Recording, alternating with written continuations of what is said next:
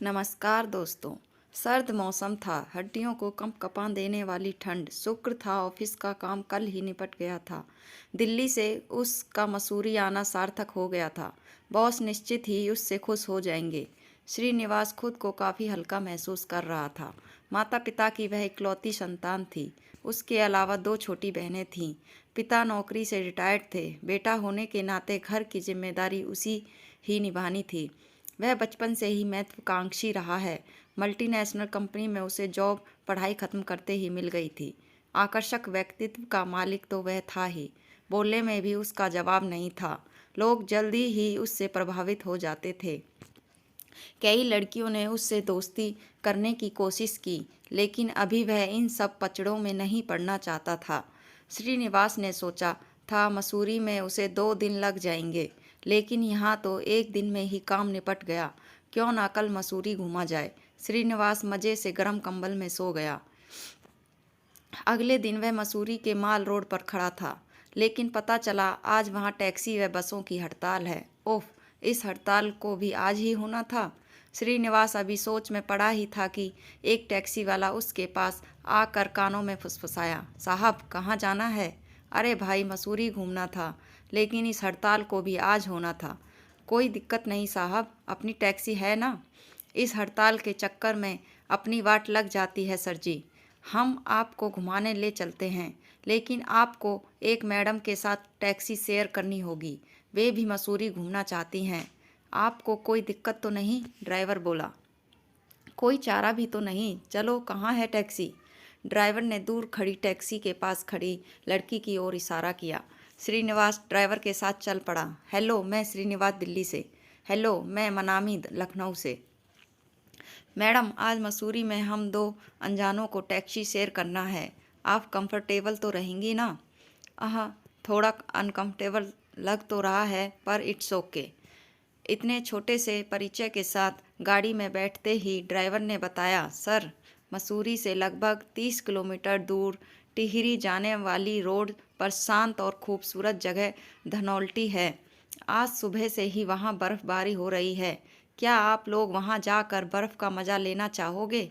मैंने एक प्रश्नवाचक निगाह मनामी पर डाली, तो उसकी भी निगाह मेरी तरफ ही थी। दोनों की मौन स्वीकृति से ही मैंने ड्राइवर को धनौल्टी चलने को हाँ कह दिया। गूगल से ही थोड़ा बहुत मसूरी और धनौल्टी के बारे में जाना था। आज प्रत्यक्ष रूप से देखने का पहली बार मौका मिला है। मन बहुत ही कुतूहल से भरा था। खूबसूरत कटावदार पहाड़ी रास्ते पर हमारी टैक्सी दौड़ रही थी। एक एक पहाड़ की चढ़ाई वाला रास्ता बहुत ही रोमांचकारी लग रहा था। बगल में बैठी मनामी को लेकर मेरे मन में कई सवाल उठ रहे थे। मन हो रहा था कि पूछूं कि यहाँ किस सिलसिले में आई हो, अकेली क्यों हो। ये सब पूछने की हिम्मत नहीं जुटा पा रहा था। मनामी की गहरी बड़ी बड़ी आंखें उसे और भी खूबसूरत बना रही थीं। ना जाने ना चाहते हुए भी मेरी नज़रें बार बार उसकी तरफ उठ जाती। मैं और मनामी बीच बीच में थोड़ा बातें करते हुए मसूरी के अनुपम सौंदर्य को निहार रहे थे। हमारी गाड़ी कब एक पहाड़ से दूसरे पहाड़ पर पहुंच गई पता ही नहीं चल रहा था। कभी कभी जब गाड़ी को हल्का सा ब्रेक लगता और हम लोगों की नज़रें खिड़की से नीचे जाती, तो गहरी खाई देखकर दोनों की सांसें थम जातीं। लगता कि जरा सी चूक हुई तो बस काम तमाम हो जाएगा। जिंदगी में आदमी भले कितनी भी ऊंचाई पर क्यों ना हो, पर नीचे देखकर गिरने का जो डर होता है, उसका पहली बार एहसास हो रहा था। अरे भाई साहब ड्राइवर, धीरे, जरा संभाल कर। मनामी मौन तोड़ते हुए बोली। मैडम, आप परेशान मत होइए, गाड़ी पर पूरा कंट्रोल है मेरा। अच्छा सर जी, यहाँ थोड़ी देर के लिए गाड़ी रोकता हूँ। यहाँ से चारों तरफ का काफ़ी सुंदर दृश्य दिखता है। बचपन में पढ़ते थे कि मसूरी पहाड़ों की रानी कहलाती है। आज वास्तविकता देखने का मौका मिला। गाड़ी से बाहर निकलते ही हाड़ कंपा देने वाली ठंड का एहसास हुआ। चारों तरफ से धुएं जैसे उड़ते हुए कोहरे को देखने से लग रहा था मानो हम बादलों के बीच खड़े हों कर आंख मिचौली खेल रहे हों। दूरबीन से चारों तरफ नज़र दौड़ाई तो सोचने लगे कहाँ थे हम और कहाँ पहुँच गए। अभी तक शांत सी रहने वाली मनामी धीरे से बोल उठी, इस ठंड में यदि एक कप चाय मिल जाती तो अच्छा रहता। चलिए, पास में ही एक चाय का स्टॉल दिख रहा है, वहीं चाय पी जाए। मैं मनामी से बोला। काफ़ी हाथ में गर्म दस्ताने पहनने के बावजूद चाय के प्याले की थोड़ी सी गर्मराहट भी काफ़ी सुकून दे रही थी। मसूरी के अप्रतिम सौंदर्य को अपने अपने कैमरों में कैद करते हुए जैसे ही हमारी गाड़ी धनौल्टी के नज़दीक पहुंचने लगी, वैसे ही हमारी बर्फबारी देखने की आकुलता बढ़ने लगी। चारों तरफ देवदार के ऊंचे ऊंचे पेड़ दिखने लगे थे, जो बर्फ से आच्छादित थे। पहाड़ों पर ऐसा लगता था जैसे किसी ने सफ़ेद चादर ओढ़ा दी हो। पहाड़ एकदम सफ़ेद लग रहे थे। पहाड़ों की ढलान पर काफ़ी फिसलन होने लगी थी। बर्फ़ गिरने की वजह से कुछ भी साफ साफ नहीं दिखाई दे रहा था। कुछ ही देर में ऐसा लगने लगा मानो सारे पहाड़ों को प्रकृति ने सफ़ेद रंग से रंग दिया हो। देवदार के वृक्षों के ऊपर बर्फ जमी पड़ी थी, जो मोतियों की तरह अप्रतिम आभा बिखेर रही थी। गाड़ी से नीचे उतरकर मैं और मनामी भी गिरती हुई बर्फ का भरपूर आनंद ले रहे थे। आसपास अन्य पर्यटकों को भी बर्फ में खेलते कूदते देख बड़ा मज़ा आ रहा था। सर, आज यहाँ से वापस लौटना मुमकिन नहीं होगा। आप लोगों को यहीं किसी गेस्ट हाउस में रुकना पड़ेगा, टैक्सी ड्राइवर ने हमें सलाह दी। चलो, यह भी अच्छा है, यहाँ के प्राकृतिक सौंदर्य को और अच्छी तरह से एंजॉय करेंगे। ऐसा सोचकर मैं और मनामी गेस्ट हाउस बुक करने चल दिए। सर, गेस्ट हाउस में इस वक्त एक ही कमरा खाली है। अचानक बर्फबारी हो जाने से यात्रियों की संख्या बढ़ गई है। आप दोनों को एक ही रूम शेयर करना पड़ेगा, ड्राइवर ने कहा। क्या रूम शेयर? दोनों की निगाहें प्रश्न भरी होकर एक दूसरे पर टिक गईं। कोई और रास्ता न होने से फिर मौन स्वीकृति के साथ अपना सामान गेस्ट हाउस के उस रूम में रखने के लिए कह दिया। गेस्ट हाउस का वह कमरा खासा बड़ा था। डबल बेड लगा हुआ था। इसे मेरे संस्कार कह लो या अंदर का डर। मैंने मनामी से कहा, ऐसा करते हैं, बेड अलग अलग कर बीच में टेबल लगा लेते हैं।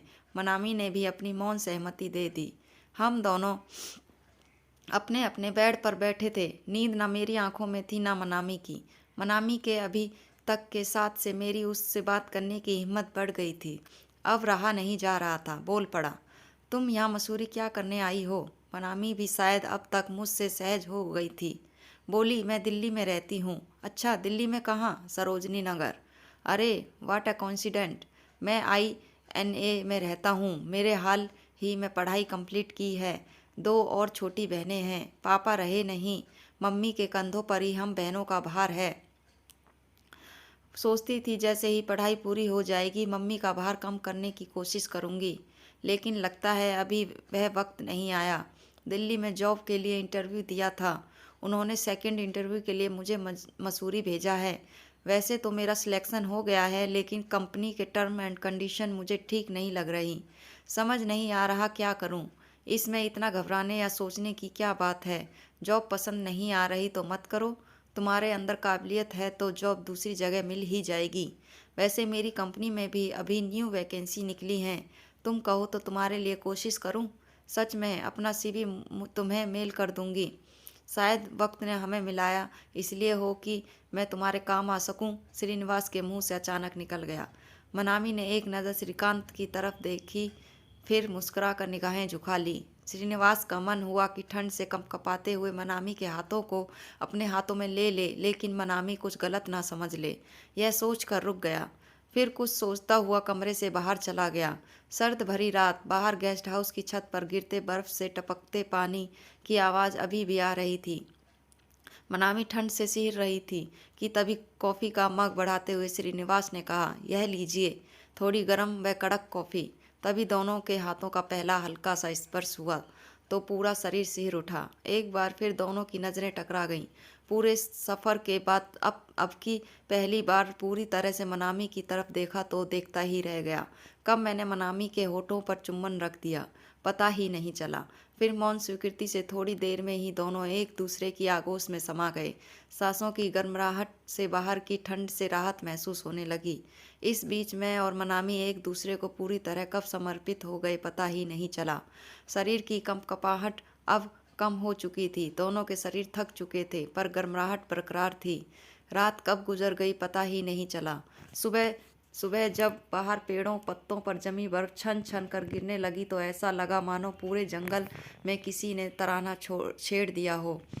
इसी तराने की हल्की आवाज़ से दोनों जागे तो मन में एक अतिरिक्त आनंद और शरीर में नई ऊर्जा आ चुकी थी। मन में न कोई अपराध बोध, न कुछ जानने की चाह, बस एक मौन के साथ। फिर मैं और मनामी साथ साथ चल दिए। कहानी अगर पसंद आए तो लाइक करें, चैनल को सब्सक्राइब करें। धन्यवाद।